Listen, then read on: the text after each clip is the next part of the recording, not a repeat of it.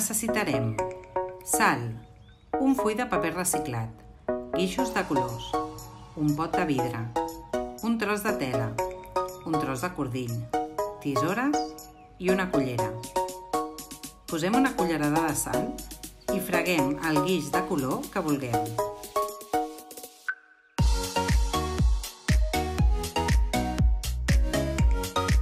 Posem la sal a dins del pot formant una petita muntanya.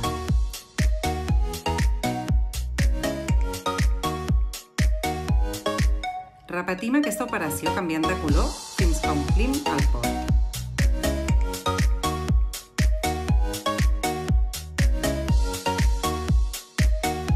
Un cop ple, el taparem.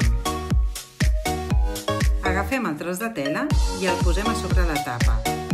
Amb el fil fem un llaç i tallem el tros de tela que ens sobra.